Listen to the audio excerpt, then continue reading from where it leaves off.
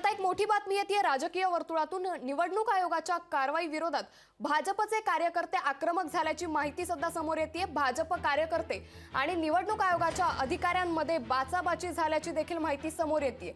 Shivaji park परिसरात लावण्यात आलेले नरेंद्र मोदींचे मोठे कटआउट निवडणूक आयोगाने हटवले होते। निवडणूक आयोगाने या संदर्भातली मोठी कारवाई केली होती। उद्या शिवाजी पार्कवर महायुतीची सांगता सभा होणार आहे। पोलीस बंदोबस्तात ही संपूर्ण कारवाई करण्यात आल्याची माहिती आता समोर येते। तर आताच्या घडीची मोठी माहिती समोर येते।